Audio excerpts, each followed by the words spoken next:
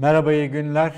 Bugün Fethullah Gülen'in ve cemaatinin son dönemde peş peşe yaptığı 5 temel stratejik hatayı kendimce değerlendirmek istiyorum. Aslında bu rakam daha da arttırılabilir ama en önemlilerinden, bana göre en önemlilerinden 5'ini çıkardım.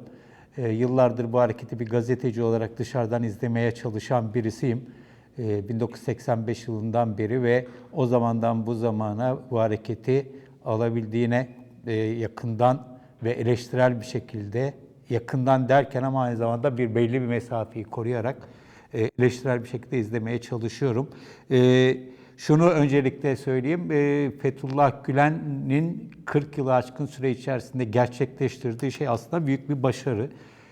İzmir'de küçük bir yerde bir cami etrafında başlayan, birkaç öğrenciyle başlayan hareketten küresel bir harekete dönüştü, şebekeye dönüştü.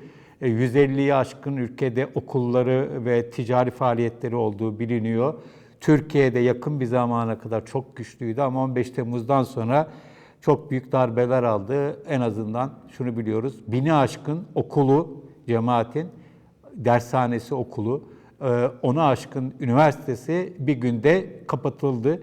1000'i aşkın okul demek gerçekten bu olayın gücünü gösteriyor. Nasıl büyük bir harekete dönüşmüş olduğunu gösteriyor ve bu hareketin, bu dönüşümünde birinci derecede etkili olan ana aktör kesinlikle Fethullah Gülen. Ama Fethullah Gülen'in özellikle son 5 yıldır diyelim, peş peşe çok önemli hatalar yaptığını görüyoruz ve bu hatalar hareketinin en azından Türkiye'de çok büyük yıkıma uğramasına yol açtı ve uluslararası alanda da özellikle Batı dünyasında da durumunun çok sağlam olmadığını söyleyebiliriz. Şimdilik idare ediyor gözüküyor ama bu ne kadar böyle sürer belli değil. Dolayısıyla büyük bir yükseliş ve ardından yaşanan büyük bir çöküş öyküsünü görüyoruz. Buradaki temel hataları sıralamaya gelince öncelikle şunu söylemek istiyorum. İlk olarak diğer cemaatlerle yan yana durmamaya özen gösterdi. Burada kastım aslında Fethullah Gülen'in ve cemaatinin bugün Türkiye'de diğer cemaatlerden yardım alsa, destek alsa şu haliyle kendini kurtarabilmesi zaten mümkün değildi. Ama öteden beri bu hareketin ve Gülen'in yaptığı çok önemli bir husus var. Kendini Türkiye'deki var olan İslami mahalle diyelim ya da kesim diyelim, bu kesimden ayrı bir yere oturttu. Gücünü bunlardan farklı bir yerde olmakla kazandı. Ama ve öyle de güçlendi ki onlardan mesafe koyarak önü çok daha fazla açıldı. Çünkü onların bir takım kronikleşmiş yanlışlarından toplumun ve uluslararası odakların onlara karşı mesafelerinden arınmış oldu. Bu onun için büyük bir avantajdı. Ama buna bağlı olarak da giderek diğer cemaatleri marjinalleştirdi ve kendisi Türkiye'de İslami kesimde bir nevi tekel oluşturdu. Bu özellikle eğitim alanında ve medya alanında gerçekten diğerlerini ezdi geçti.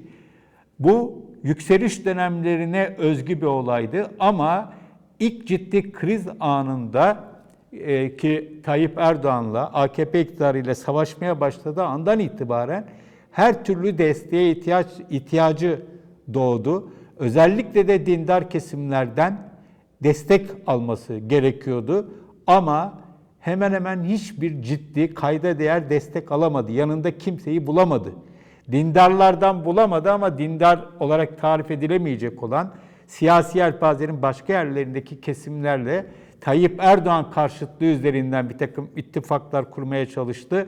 Kimisi olur gibi oldu ama bunlar da büyük ölçüde başarılı olamadı.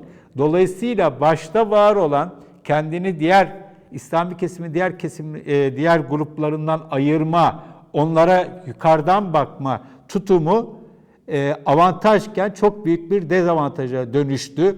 Ve bu saatten sonra da artık zaten kimse Gülen cemaatine ve Fethullah Gülen'in kendisine yardım etme durumunda değil, geçmişten dolayı. Bir de tabii bugün var. Bugün de karşısında çok şiddetli bir siyasi iktidar baskısı var. Gülen cemaatine ve Fethullah Gülen'e yardım etmek, onun yanında durmak isteyenlerin çok ağır bir bedel ödemeyi göz önüne alması gerekiyor. Bu Fethullah Gülen uğruna bedel ödenecek birisi değil. Diğer dindar kesimlerin ve cemaatlerin nezdinde. Dolayısıyla bu yalnızlaşma, bilinçli, iradi yalnızlaşma Fethullah Gülen'in AKP ile savaşında yapayalnız kalması ve bu savaşta çok büyük darbeler alması, yaralar almasına neden oldu. İkinci olarak AKP ile kurmuş olduğu 2007 sonrasında özellikle bunu yaşadık. İttifak sırasında kendi hesaplarını görmeye kalkıştı. Şimdi geçenlerde verdiği, hep yabancı basına konuşuyor biliyorsunuz Fethullah Gülen, bir demeçte, bir röportajda biz ittifak falan kurmadık diyor ama kurduğu basbayağı bir ittifaktı. Ergenekon, Balyoz gibi süreçlerde AKP ile birlikte çok ciddi bir şekilde birlikte hareket ettiler. Şimdi AKP ile ittifakı sırasında kendi hesaplarını görmeye kalkıştı derken neyi kastediyorum? Öncelikle Türkan Saylan olayını kastediyorum. Türkan Saylan, AKP iktidarının doğrudan çok fazla derdi olmayan bir şahıstı ve onun kurumu olan Çağdaş Yaşamı Destekleme Derneği. Tabii ki AKP yöneticileri ve AKP tabanının haz ettiği insanlar değildi bunlar ama bir düşman olarak da görmüyorlardı. Ama bir baktık Ergenekon'un önemli bir anında Türkan Saylan ki hasta kanser tedavisi gördüğü sırada evine geldiler polisler. Yani aslında çok net biliyoruz Fethullahçı polisler, Fethullahçı savcıların hazırladığı fezlekelerle almaya geldiler, alamadılar diyelim. Özetle böyle oldu. Bu neydi? Fethullah Gülen'in, cemaatin eğitim alanındaki bir rakibiydi Çağdaş Yaşamı Destekleme Derneği ve bu rakibini tasfiye etmek istedi ve bunu yaparken de onu Ergenekon'la ilişkilendirmek istedi. Şimdi AKP iktidarının Ergenekon davasıyla beraber askeri vesayeti sonlandırmak ve hükümet oldu, devlet olamadı imajını ortadan kaldırmak gibi bir derdi vardı. Yani gerçekten ülkede derin devlet diye adlandırılan yapıyla bir mücadele iddiası vardı. Ve bu anlamda bir takım isimlerin, eski askerlerin ve onlarla ilişkili bir takım mafyavari unsurların alınması AKP'nin de pek fazlasıyla işine geliyordu. Ama Türkan Saylan olayıyla beraber bir başka olay çıktı karşımıza, realite çıktı karşımıza. Gülen cemaati AKP ile beraber askeri vesayeti sonlandırıyoruz havasındayken kendi hesaplarını da, kişisel hesaplarını da görmeye başladı. Ardından biliyorsunuz Ahmet Şık, Nedim Şener olayını yaşadık. O iki gazeteci arkadaşımız da cemaatin ayrı ayrı nefret ettiği, yazdıkları kitaplar, araştırmalar nedeniyle cemaatin tasfiye etmek istediği iki kişiydi. Ve bunları da Oda TV davası üzerinden Ergenekon'a bağlama kumpası kurdular. Ve bu dava aslında bütün o dönemdeki davaların gidişatını çok derinden etkiledi. Özellikle uluslararası kamuoyunda çok büyük sorulara yol açtı. Basın özgürlüğü konusunda, kitap toplatılması vesaire ve burada tabii ki uluslararası kamuoyunun ve Türkiye'deki kamuoyunun birinci derecede muhatabı ülkeyi yönetenler oldu. Dönemin Başbakanı Tayyip Erdoğan, Cumhurbaşkanı Abdullah Gül oldu. Bu AKP'yi zor durumda bıraktı ve onların zaten Ahmet ve Nedim'le uğraşmak gibi bir dertleri yoktu. Kucaklarında bir bomba buldular. Bir diğer husus da Hanefi Avcı olayıdır. Yine benzer bir olay olarak bakarsak. Hanefi Avcı da tek kelimeyle cemaate savaş açtığı için cemaat tarafından hiç alakası olmayan bir şekilde devrimci karargah davasıyla ardından Oda TV ile ilişkilendirildi ve uzun bir süre hapis yatırıldı. Bu da cemaatin kendi işini görmesiydi. Bu zaten Adalet ve Kalkınma Partisi ile kurulmuş olan ama başından beri güvene dayalı olmayan, çıkara dayalı olan o ittifakı çok ciddi bir şekilde sarstı. Ve AKP çevrelerinde özellikle cemaatin devlette kazandığı güçle, poliste, yargıda ve sonra çok daha net görüldüğü gibi orduda kazandığı güçle kendini ayrı bir yere koyup devlet içi devlet havasına girmesi AKP'yi çok ciddi bir şekilde endişelendirdi ve ondan sonra da zaten çözülme süreçlerini de beraberinde gördük. Üçüncü olarak Erdoğan'ın gücünü Fethullah Gülen küçümseyip kendi gücünü çok abarttı. Bunun örnekleri çoktur. İlk örnek tabii ki MİT krizidir. MİT krizinde aslında bir yoklama gibi kaldı bu. Hakan Fidan'ı içeri atmak istediler, atamadılar. Tayyip Erdoğan o andan itibaren aslında hedef bendim, benim dedi. Buna rağmen ittifak dağılmadı. Orada Ergenekon, balyoz, askeri casusluk gibi davalardaki organizasyonu bu sefer hükümete yönelik yapabileceği yanılgısına kapıldı Fethullah Gülen. Yani Tayyip Erdoğan'la beraber, AKP iktidarıyla beraber Ergenekon'a atfettikleri kişileri gözaltına almak, yargılamak kolaydı. Ama Tayyip Erdoğan'ın bir tür sağ kolu gibi olan insanı Tayyip Erdoğan'a rağmen almak hiç de kolay olmadı.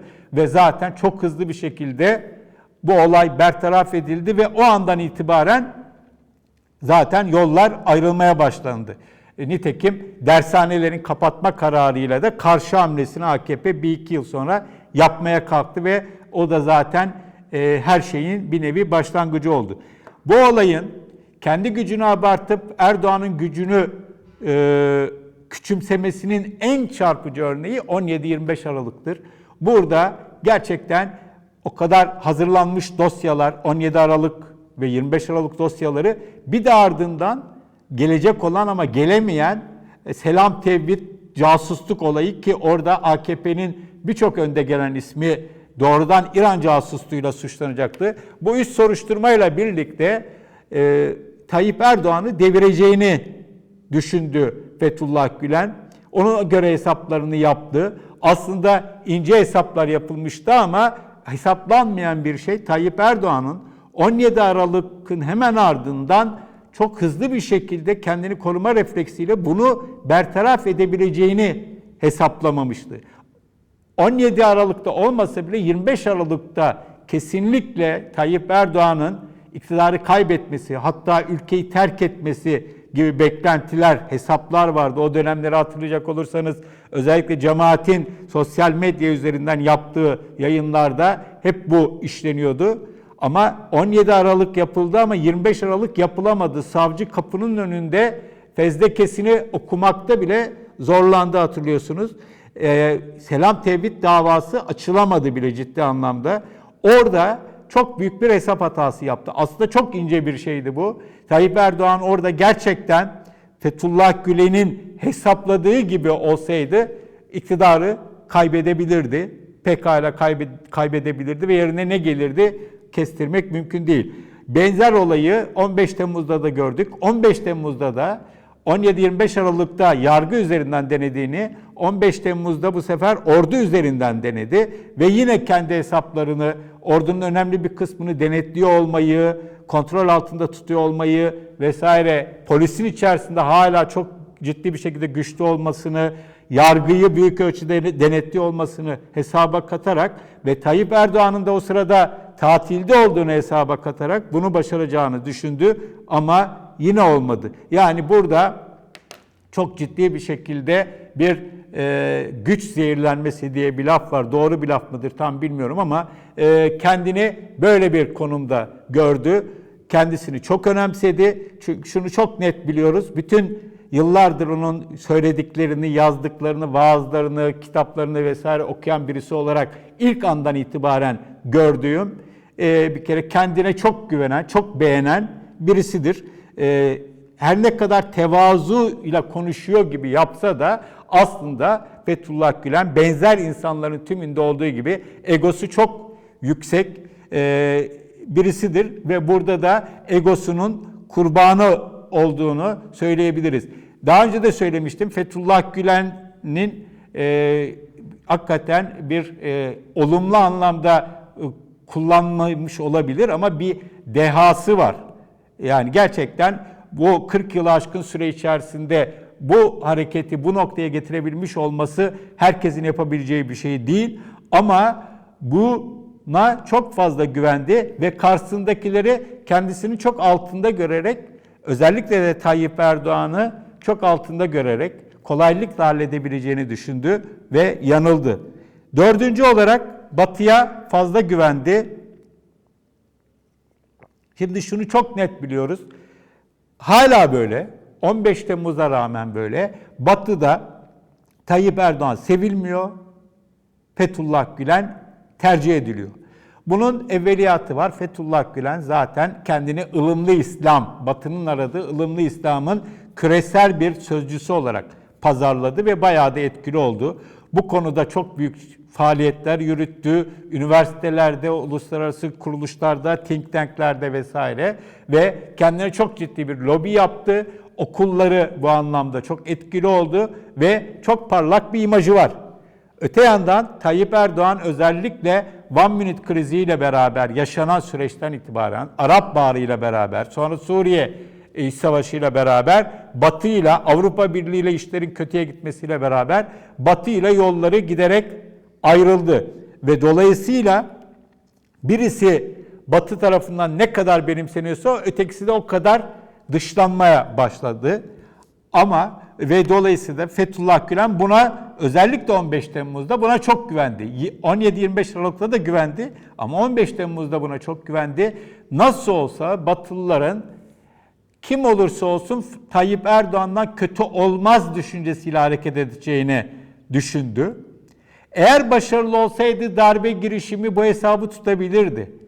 Yani darbeyi başarılı olup Tayyip Erdoğan'ı ve AKP'yi, belki AKP'den bir takım unsurlar yine iş başında kalırdı ama Erdoğan iktidarını bertaraf etmiş olsaydı belki de hakikaten hesabı tutabilirdi ve Batı'dan birçok kişi ne yapalım zaten Tayyip Erdoğan da çok da iyi değildi, biraz bekleyelim bakalım, kredi verelim.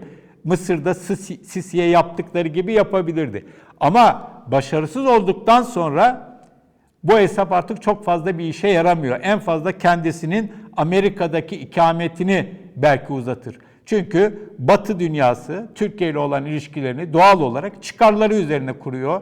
Çok önemli meseleler var. Suriye gibi, Orta Doğu gibi, IŞİD gibi meseleler var ve kimse, Amerika Birleşik Devletleri başta olmak üzere kimse Türkiye'yi yok sayamaz. Türkiye'ye rağmen oralarda bir şeyler yapmaya gitmek istemez. Türkiye'de de şu anda iktidarda Tayyip Erdoğan olduğu için ve iktidarını değişik meydan okumalara rağmen korumayı bildiği için ve 15 Temmuz'da beraber yediği darbeye rağmen daha da iktidarını güçlendirdiği için sonuç olarak onunla iş görmeye, beraber çalışmaya devam ediyorlar. Dolayısıyla şu anda Batı, Fethullah Gülen'in en fazla varlığını sürdürmesine yardımcı olabilir. Ama Fethullah Gülen'in eski günlerine dönmesinde Batı çok fazla ona yardımcı olacak değil. Çünkü Batı kendi çıkarlarını düşünerek Türkiye'deki mevcut iktidar varlığını sürdürdüğü müddetçe Fethullah Gülen'le olan ilişkilerini belli noktalarda sınırlı tutmak isteyecektir diye düşünüyorum. En son olarak oluşturduğu saadet zincirinin hiç kopmayacağını düşündü Fethullah Gülen. Bunu geçtiğimiz günlerde Medyaskop'ta yayınlanan bir yazımda bu saadet zincirini anlattım. Yani yazıyı olduğu gibi size tekrar söyleyecek değilim ama şunu özellikle söyleyeyim. Genellikle dava olan hareketlerde insanlar kendilerini feda ederler, gerekse ölümü göze alırlar, maddi imkanlarını feda ederler, özgürlüklerini feda ederler vesaire ve vermek üzerine kuruludur. Ama Fethullah Gülen'in başarısının en büyük sırrı bir şeyler verenlere kendisi de bir şeyler verdi. Çok geniş imkanlar sağladı. Okullar vesaire üzerinden ve kendi oluşturduğu stratejiyle beraber küçük yaşta cemaate katılan insanlar Fethullah Gülen cemaati içerisinde okuma, üniversite mezunu olma, daha sonra iş bulma, iş bulduktan sonra özellikle devlette hızla yükselme gibi imkanlara sahip oldular. Ve bir nevi bir orta sınıf oluşturdu. Yani yazıda da söylemiştim. Türkiye gibi işsizliğin yüksek olduğu bir ülkede Fethullah Gülen cemaatine mensup olup da eli ayağı tutup da işsiz olan kimse yoktur. Ve bunlar da Türkiye ortalamasının büyük bir kısmı, Türkiye ortalamasının ya da bulundukları diyelim ki Anadolu'nun bir şehri, Kırşehir ya da Malatya. Bulundukları yerin ortalamasında ve en azından ortalamanın üstünde hayat şartlarına sahip olan insanlardır. Yani Fethullah Gülen cemaati insanların ceplerinden sürekli verdiği, kendilerini sürekli adadıkları, sürekli fedakarlık ettikleri bir hareket değildi.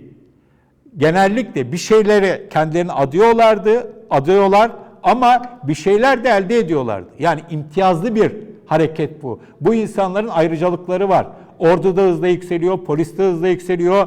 Hakimler, savcılar, yüksek kurulu onların denetiminde olduğu için cemaatin savcıları, yargıçları en iyi yerlere gelebiliyor. Mesela Zekeriya Öz denen kişi zamanında Anadolu'da bir yerde savcılık yapmışken Türkiye'nin en önemli davalarının birisine sanki çok parlak birisiymiş gibi paraşütle getirildi. Ve hatta ona da birileri bunun sanki büyük bir başarı öyküsüymüş gibi yaptılar. Halbuki o bir cemaatin devlet içerisindeki yapılanmasının ortak ürününün bir parçasıydı.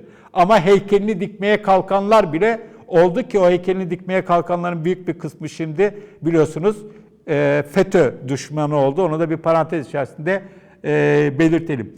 Bu saadet zincirinin bir başka özelliği şöyle mesela öyle bir gücü vardı ki bu cemaatin yakın bir zamana kadar sıradan bir polis memurundan en üstte diyelim ki Yargıtay'ın en üst kuruluna kadar yani bir suç soruşturmasında bir polis memurunun başlattığı soruşturmada onun amiri, onun üstü, emniyet müdürü, sonra yargıda savcı, hakim, daha sonra Yargıtay vesaire. Bütün bu bir zincirdir. Ve bu zincirin bir yerinde bir haksızlık vesaire varsa teorik olarak hukuk devletinde bir yerde bu zincir kopar.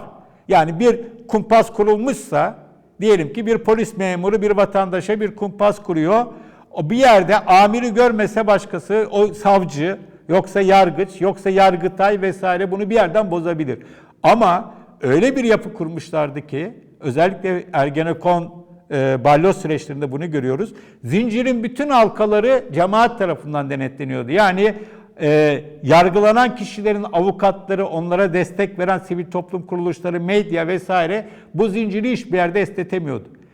Bugün anlatıyor herkes, özellikle balyoz davası ile ilgili anlatılar var. Mahkemelerde uyuyan yargıçlar, herkese aynı şeyleri otomatik olarak copy paste'le iddianame yazan savcılar vesaire falan. Ama bütün bunlarla çok büyük, Türkiye'de çok büyük operasyonlar yapıldı, çok büyük yargılamalar yapıldı. Bu zincir koptu. Şimdi bu zincir koptu. Fethullah Gülen'in en büyük hatası bu zincirin ilelebet süreceğini sanmasıydı. Bir de bu zinciri kimsenin kopartmaya cesaret edemeyeceğini sanmasıydı. Şöyle bir örnek verelim. 28 Şubat yaşamış bir Türkiye'yiz. 28 Şubat sürecinde askerler İslami gruplara karşı çok sınırlı ölçüde darbe indirdiler.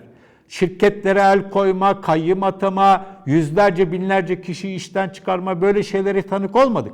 28 Şubat'ta devlette, Milli Eğitim Bakanlığı'nda, maliyede, poliste, orduda Fethullahçı yok muydu? Vardı. Cemaatle ilgili ya da başka cemaatlerden insan. Ama bütün bunlar belli ölçüde kurallarıyla gitti. Buna rağmen 28 Şubat çok ciddi tepki çekti haklı olarak. Şimdi yaşanana bakalım.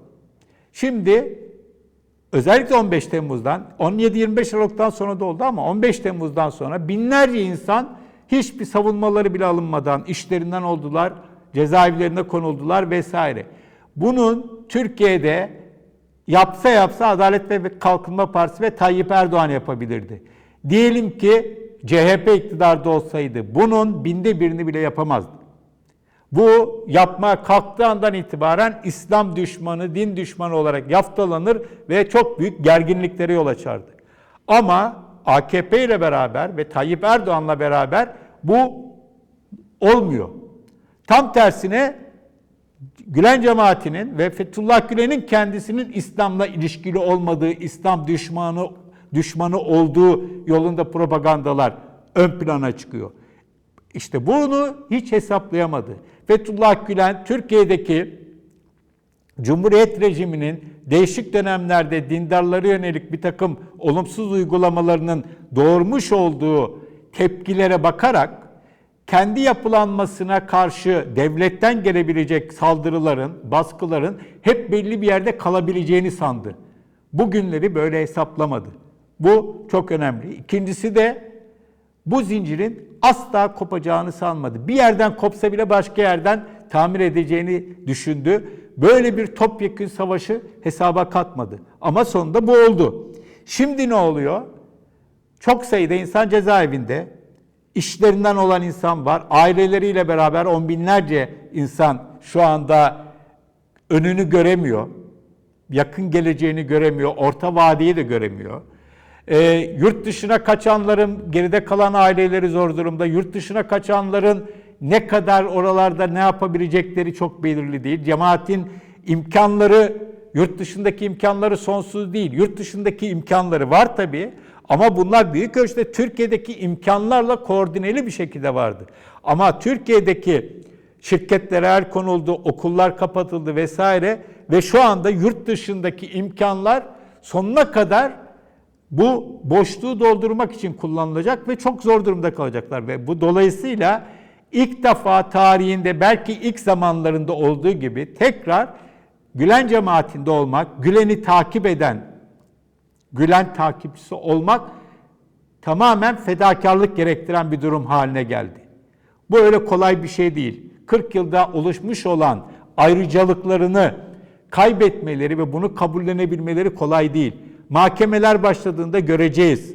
Orada değişik dönemlerde, değişik kurumlarda üst düzey görevlere gelmiş bir takım subaylar, yargı mensupları, polisler vesaireler kalkıp o uzun sürecek olduğu anlaşılan tutukluluk günlerinde ve ağır ceza talepleri karşısında ve maddi imkansızlıklarla belki avukat bulmakta zorlanacaklar, aileleri zaten dışarıda zor durumda vesaire.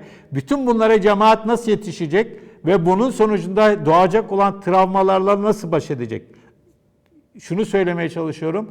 Bu saadet zinciri Fethullah Gülen'in hiç beklemediği şekilde çok net bir şekilde koptu ve bu kopuşla beraber çok ciddi çözülmeler olma ihtimalini yüksek görüyorum. Bu çözülmelerle beraber cemaatin yepyeni bir şeye girmesi gerekir. Fethullah Gülen bu yeni döneme yeni dönemin